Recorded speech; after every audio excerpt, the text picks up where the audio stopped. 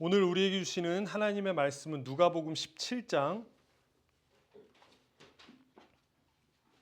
11절에서부터 19절까지의 말씀입니다. 다 함께 일어나셔서 우리 주님의 말씀을 들으시기 바랍니다.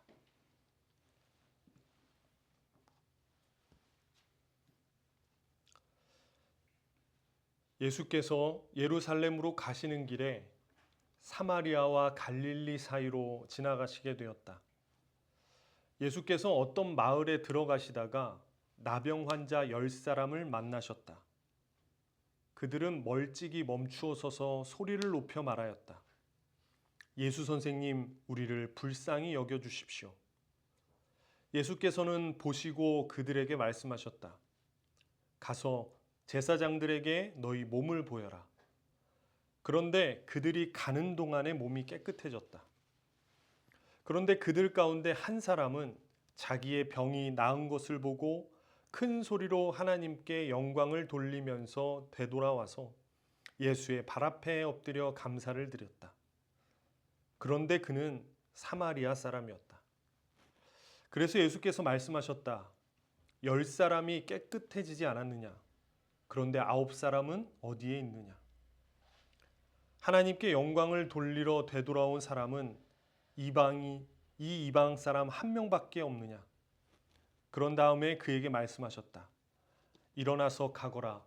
내 믿음이 너를 구원하였다. 아멘. 자리에 앉아주시기 바랍니다. 네, 다시 한번 참 좋으신 우리 주님의 자비와 평화가 교회 여러분들과 함께 하시길 빕니다. 우리 앞뒤 옆에 계신 분들과 잘 오셨습니다 라고 밝게 인사 나누어 주시기를 바랍니다. 네, 긴 연휴라고 제가 기도하면서도 제 마음속에는 약간 있어요. 더 길었으면 좋았을 텐데 라는 마음도 있었고, 제가 긴 연휴라고 했던 거는 저의 상황이었을 것 같습니다. 아이들과 함께 이 연휴가 꽤나 길더라고요. 그래서 기도하면서 이게 내 마음의 본심이었구나. 여러분들의 마음은 이 연휴가 길었으면 좋겠지만 내 마음은 이 연휴가 나에게 참 길었다라는 생각을 해서 긴 연휴다라고 이야기했던 것 같아요. 아무튼 이런 연휴가 다시 올까, 언제쯤 다시 올까라는 생각을 할 정도로 감사한 시간이었습니다. 여러분들, 우리 육신과 우리 영혼이 회복되어지고, 그리고 이렇게 막 가득 차 있던 번잡스러움과, 그리고 때로는 분노와 질투, 많은 것들이, 우리의 마음들이 조금 가라앉는 시간이 되었기를 바랍니다. 자, 오늘 본문으로 바로 한번 들어가서 이야기를 한번 나누어 보겠습니다. 오늘 본문은 우리가 너무나 잘 아는 본문입니다. 예수님께서 10명의 나병 환자를 고치신 이야기이죠. 우리가 아는 것은 나병이면 문둥병이라고 이야기할 수 있습니다. 자, 오늘 본문을 1절을 보면 예수께서 예루살렘으로 가실 때 사마리아와 갈릴리 사이로 지나가셨다라고 1절에서 이야기합니다.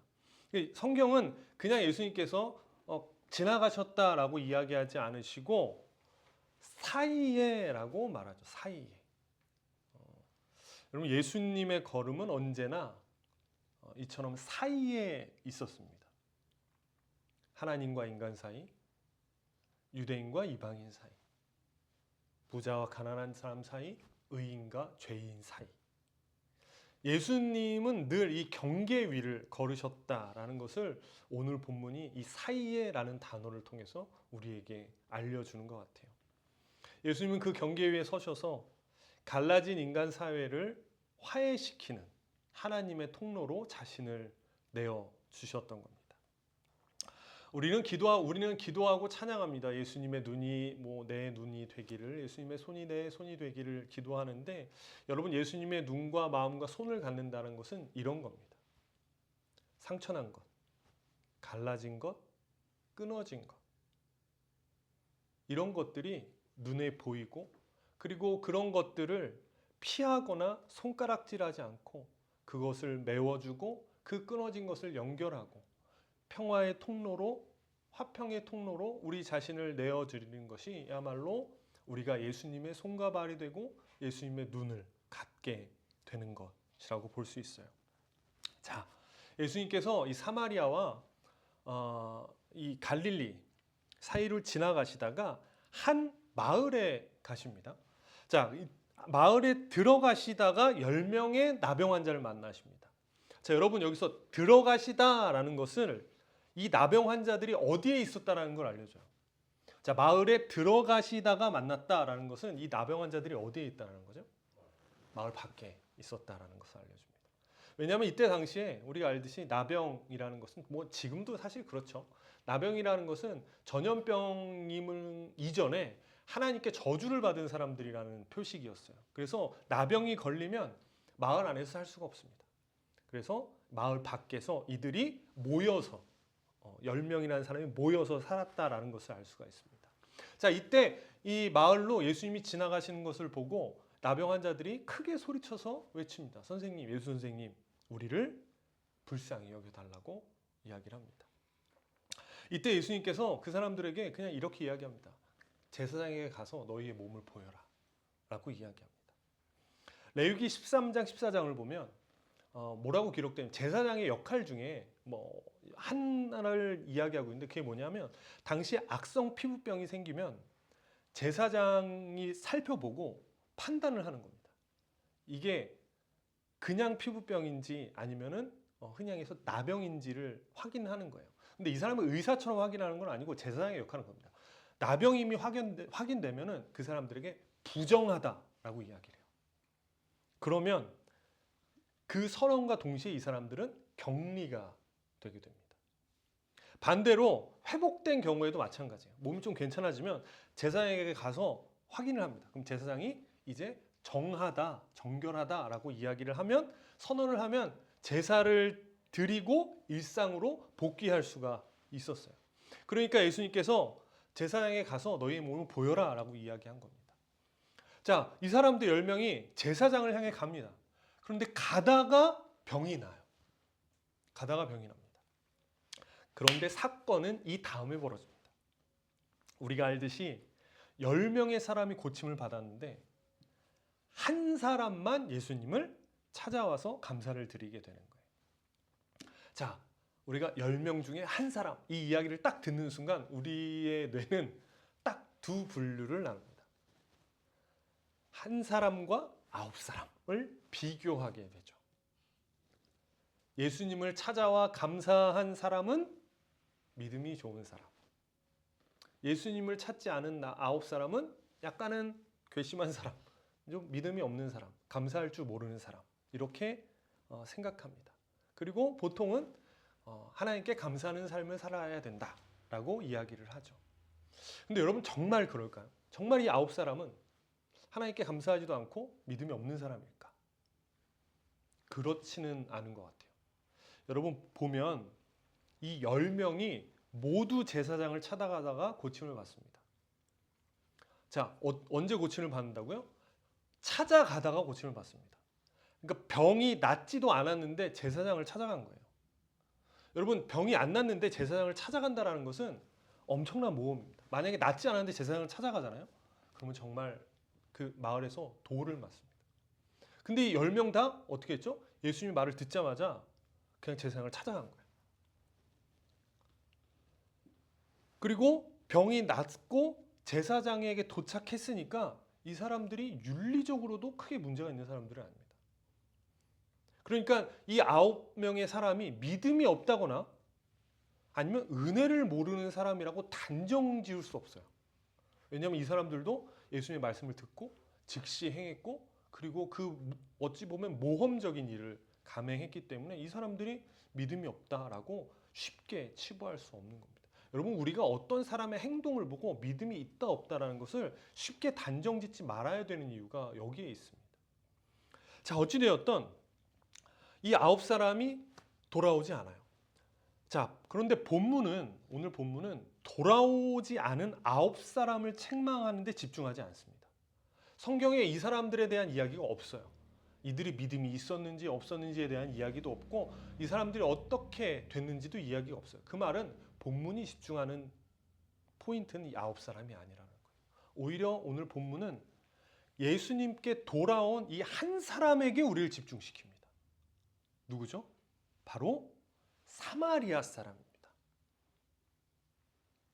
자, 이 본문을 좀 더 가기 전에 우리가 하나를 조금 집중해서 좀 보려고 해요. 이런 질문입니다. 자, 그런데 그 전에 9명은 어디 가고 왜 1명만 돌아왔을까요? 자, 9명은 도대체 어디 가고 왜 1명만 돌아왔을까? 보통 그냥 1명은 하나님께 감사하기 위해 돌아왔다라고 생각하는데 9명은 도대체 다 뭐 하나님께 돌아온 게 한두 사람일 수 있잖아요. 그런데 한 사람이고 나머지 9은 다 없어졌습니다. 18절을 보면, 여러분 18절을 보면 10명 중에 9사람은 유대인이고 이 한 사람만 사마리아 사람이라는 것을 우리는 추측할 수 있어요.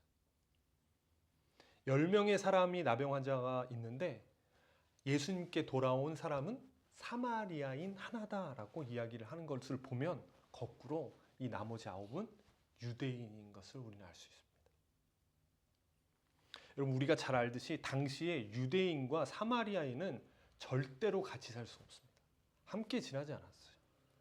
하지만 나병에 걸린 이들은 나병이 걸리자 온 마을 밖에서 이들이 함께 생활을 했던 거예요. 여러분 그거 아시죠? 질병과 어려움은 우리를 하나로 만들어줍니다. 여러분 이제 안병동이나 중환자실 가면 이제 저도 이제 안병동에 꽤 있었는데 제가 아니죠. 저희 아버지 때문에 제가 안병동에 이제 자주 다녔었는데 여러분 안병동이나 되게 중환자실 가면은 어떤 분위기를 느끼냐면 보호자들이나 서로가 굉장히 애틋하게 서로를 대하는 것을 느낄 수 있어요. 그러니까 보호자들끼리가 서로 애틋합니다. 서로 응원하고 그리고 자신들의 것들을 막 나누어줘요. 이것도 한번 드셔보시라고. 이거 몸에 좋다 그런다라고 막 나누어줍니다. 이민사회나 유학생들이 타지에서 끈끈해지는 이유도 아마 여기에 있을 것 같아요. 왜냐하면 그 어려움을 알기 때문이죠. 이민사회에 왔을 때의 그 어려움. 내가 이민사회에 떨어졌을 때의 어려움, 내가 타지에 유학 갔을 때의 그 어려움, 누군가에게 물어봐야 되는데 물어볼 곳이 없는 어려움. 이런 것들을 알기 때문에 서로의 그 공감이 있기 때문에 서로 끈끈해져요. 하지만 어느 정도 이제 적응이 되고 서로의 삶이 이루어지면 그 이해와 공감이 곧 사라지게 됩니다. 이게 인간의 우리의 모습인 거죠. 자, 여러분 이 10명의 나병 환자들이 그랬던 것 같아요. 여러분 이들은 이전까지 병이 낫기 전까지는 서로의 아픔을 이해해 주던 유일한 사람들이었습니다. 가족들도 등을 돌리고 모두가 그 등을 돌렸지만 서로에게 등을 내어주는 사람이 이 10사람이었어요. 이 안에서 유대인과 사마리아인이라는 차이는 찾아볼 수가 없었습니다. 하지만 병이 나은 이제는 이들은 더 이상 함께 할 수 없었습니다. 성경은 이 10사람이 제사장을 찾아가다 병이 나았다고 이야기합니다. 그럼 여러분 생각할 수 있죠? 자, 10사람이 병이 나았어요. 제사장을 찾아가다가. 그런데 9명의 유대인은 신이 나서 제사장을 찾아갔을 겁니다. 그리고 가족들에게 돌아갔겠죠. 그런데 여러분 아시죠? 사마리아인은 절대로 성전에 들어갈 수가 없습니다. 절대로 제사장을 만날 수가 없어요. 그러면 이 사마리아인은 가다가 병이 나았지만 성전에 들어갈 수가 없는 겁니다. 그 나머지 9과 함께 성전을 찾을 수가 없어요. 더 이상 함께 할 수가 없게 되는 거죠. 그러니 당연히 9명은 사라지고 사마리아인 이 사람 혼자 남게 된 겁니다. 자, 여러분 한번 생각해 봅시다.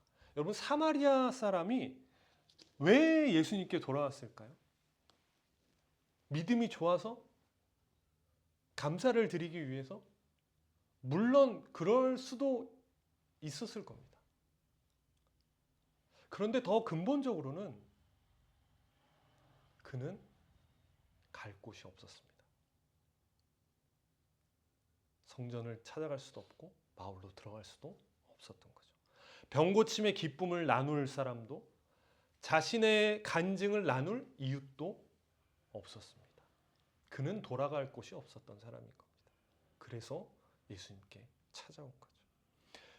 그런 그가 돌아갈 유일한 분이 있었어요. 누구인가요? 바로 예수님입니다. 여러분, 오늘 성서가 말하고자 하는 것이 바로 이것입니다. 돌아갈 곳 없는 사람, 의지할 곳 없고 좌절한 사람이 최후로 돌아가 안길 수 있는 분이 바로 예수님이다라는 것을 오늘 성서는 이야기하는 거예요. 한 사람의 믿음 좋은 사마리아인을 우리에게 보여주지 않고 그 한 사람, 돌아갈 곳이 없이 최후의 보루로 찾아갈 수 있는 유일한 분이 바로 예수님이다라는 것을 오늘 본문은 이야기하는 겁니다.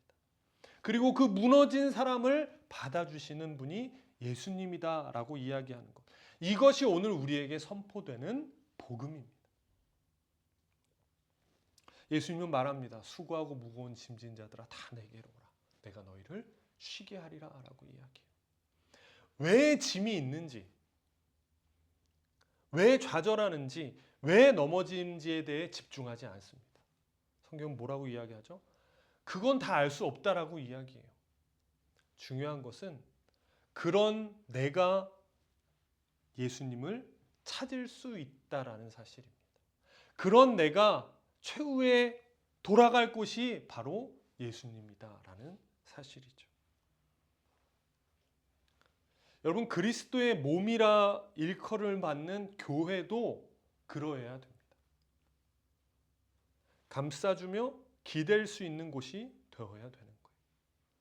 부하거나 가난하거나 많이 배웠거나 못 배웠거나 어느 누가 와도 받아들여지고 우리가 그리스도의 형제이요 자매임을 경험하는 곳이 되어야 되는 것이죠.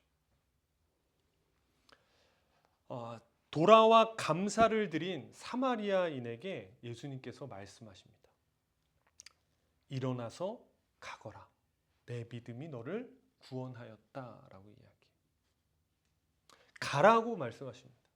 여러분, 이 말씀은 단지 개인에게 하신 명령을 넘어서 교회 공동체를 향한 말씀입니다. 가라고 이야기합니다. 장소를 이야기하지 않습니다. 어디로 가라 이야기하지 않습니다. 교회에다 이야기하는 것이라면 교회는 그러해야 된다. 너희가 예수님을 경험한 것처럼 최후의 보루로 누가 와도 기댈 곳이 있고 찾아갈 곳이 되었던 예수님을 경험한 너희라면 너희의 교회도 그러한 곳이 되어야 된다라고 이야기하는 겁니다. 로안 윌리엄스라는 성공의 주교는 이렇게 이야기합니다. 우리는 혼자가 아니요 하나님께서 우리와 함께 하신다는 사실을 서로 확인시켜주는 작은 행동을 수없이 나누고 그 일을 통해 서로 떠받쳐 줌으로써만 그리스도인으로 살아남을 수 있다. 따라서 그리스도인의 삶에서 우정이란 결코 부차적인 일이 아니다라고 이야기해요. 교회에 대해 이렇게 이야기하는 겁니다. 여러분, 공동체 안에서의 우정이야말로 그리스도인으로 살아남을 수 있는 방법이라는 겁니다. 그러기에 교회 안에서 우정을 나누고 서로의 삶을 나누고 서로가 기대어 주는 것이 어떤 것보다 중요한 일이다라고 이야기해요. 그는 말합니다. 그리스도인으로서 살아남을 수 있는 길이 이것이다라고 이야기합니다. 그리스도인으로서 살아남을 수 있는 일이 내가 하나님께 예배를 잘 드리고 말씀 묵상하고 기도하는 것, 이것이 그리스도인으로서 살아남을 수 있는 길이 아니라 서로의 우정을 확인하기 위해 끊임없이 교류하고 서로의 다친 부분을 안아주고 그들과 함께 있음이 그리스도인으로서 살아남을 수 있는 길이다라고 이야기해요. 여러분, 개인이 하나님을 만난다라고 하지만 아닙니다. 신앙은 공동체를 통해 전해진 그 안에서 경험한 하나님을 만나는 겁니다. 물론 그러다 보면 문제가 있을 수 있고요. 부족한 사람도 있을 수 있습니다. 여러분, 교회 안에 문제 있죠.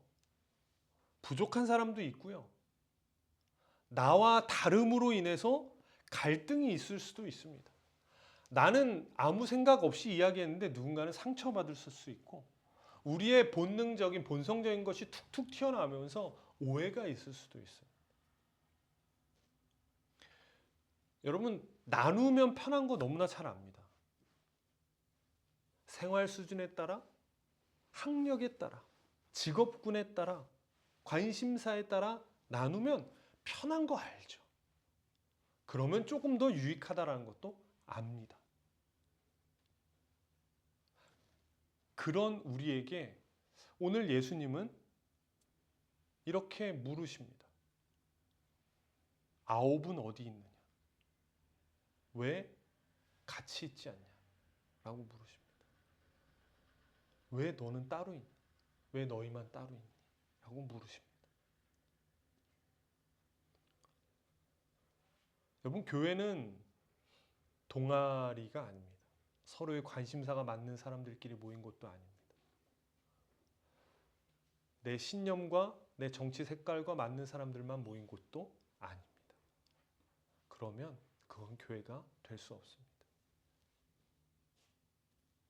거룩한 사람들만 있는 교회, 내 마음에 있는 사람들만 모인 교회, 보기 좋은 사람들만 있는 교회라면 여러분 조심해야 됩니다. 그곳에는 더 이상 사이가 없고 예수님이 서실 자리가 없기 때문입니다. 오히려 차이가 있고 분열되어지고 끊어진 것 같은 사람들이 있는 그 사이에 오늘 예수님은 찾아오신다라고 이야기합니다. 여러분, 우리 교회의 모토, 교회 간판에 써 있는 것을 여러분 다 아실 겁니다. 이렇게 써 있죠. 더불어 바르게 천천히. 함께 바르게 천천히입니다. 홀로 경건한 사람보다 조금 투닥거리고 조금 버성기면서 그렇지만 서로를 일으켜주는 사람이 되어야 됩니다. 조금 느리더라도 누구나 기대어 쉴 수 있는 공동체가 됩시다. 그 사이에 서신 예수님처럼 갈라진 세상을 이어주는 다리 같은 교회, 그리고 여러분들이 그 다리 있는 사람들이 되시기를 꿈꾸며 살아가시기를 주님의 이름으로 간절히 축원합니다. 기도하겠습니다.